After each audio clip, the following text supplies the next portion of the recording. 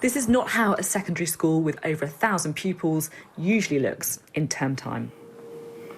But due to coronavirus, Ifield Community College in Crawley, West Sussex, is only open to the children of key workers, those who are vulnerable, and some pupils from years 10 and 12. Like other schools in England, it won't fully reopen until September. By then, almost 9 million children will have been out of the classroom for 6 months, and no schools in the UK will be fully reopened before August. Useful? See you next week. All right, yeah? It's a huge logistical challenge for head teacher Rob Corbett. This is a standard classroom laid out as it normally would be. So this will seat 30 students comfortably. I can't get 30 students in here in any way other than no gap between them. Now you're going to bring this down, because now you're going to add it on. Currently, our Year 10 groups are in bubbles of 12 maximum. They have a maths, an English and a science lesson every day. They go home before lunch. So they don't go out at breaks, they don't have a lunch break. They stay within one corridor, so they stay apart. We find that this is the maximum number of students with a 2-metre width that we can fit into the majority of our classrooms. Despite the challenges, Mr Corbett is keen to get children back as soon as possible. Do you think there's going to be particular challenges for this area? Because I guess Gatwick is a really big employer.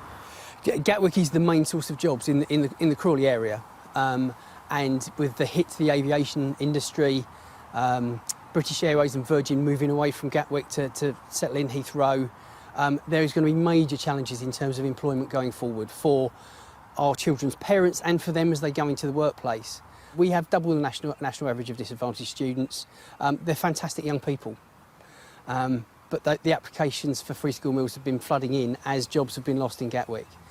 And that's going to have a massive impact both on the town and the service industries that serve the people who work at Gatwick, and on the students themselves as you get social issues around unemployment and the difficulty of getting work.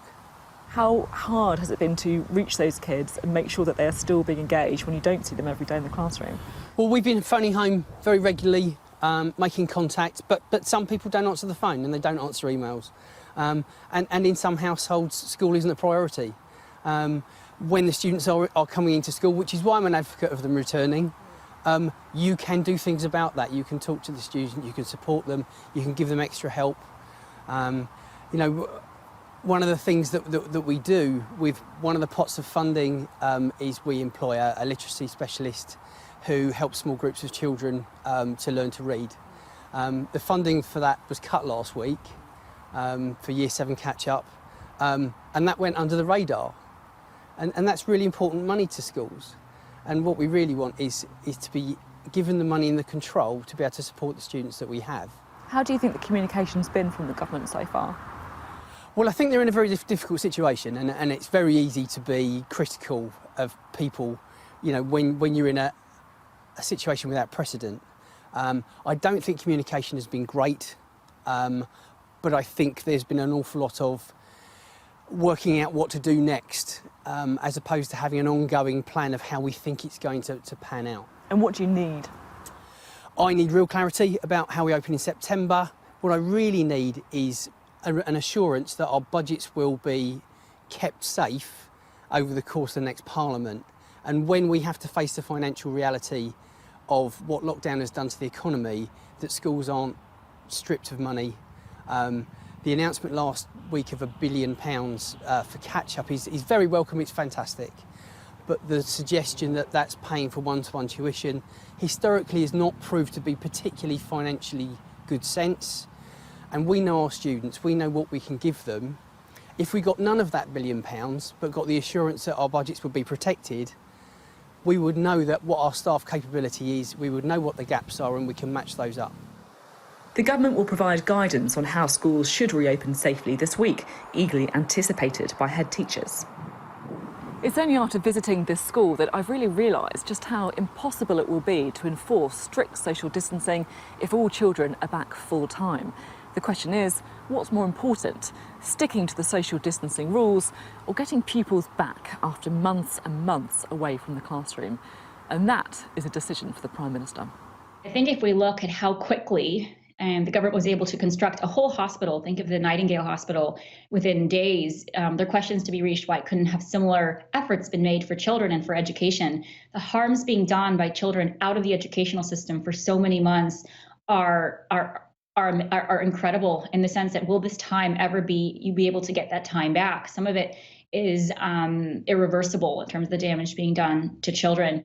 This is exactly the worst case, to have a second wave and then possibly a second lockdown in the autumn going into the winter. And I think scientists are extremely concerned about this. This virus is incredibly infectious. We just have to remember that from a handful of cases, you can arrive at thousands of cases if there are no checks in place to limit the spread. And so I think this is the foremost concern. This is why I think the summer is the time to really crunch the curve, to drive numbers as low as possible so you're in a good position to open schools and get schools back up and running. I think if you have numbers circulating too high, or possibly they start to increase and creep up, it becomes difficult, because you can't have everything open then. You can't have hospitality and tourism, and recreation and schools open. You have to make hard choices, and that becomes a really difficult situation because there are very few people who are lobbying for children.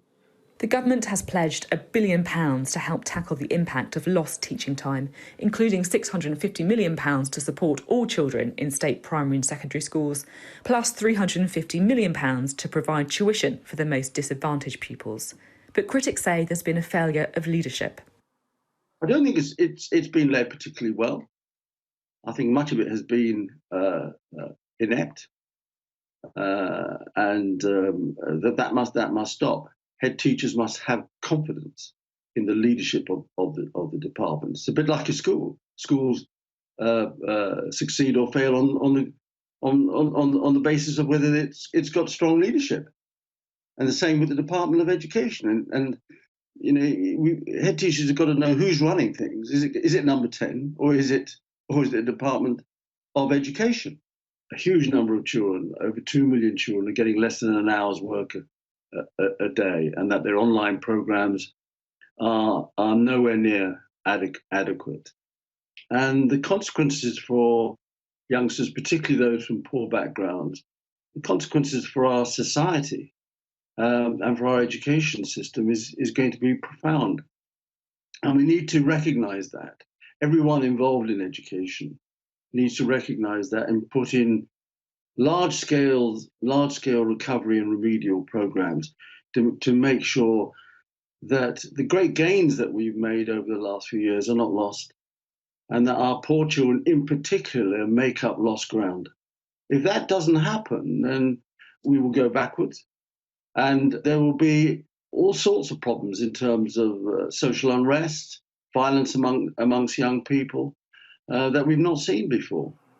The balance between getting children back in the classroom while suppressing the spread of coronavirus has been one of the biggest challenges of the pandemic. The long-term impact on the education and well-being of our young people is harder to quantify than the economic hit of lockdown, but it could be just as long-lasting.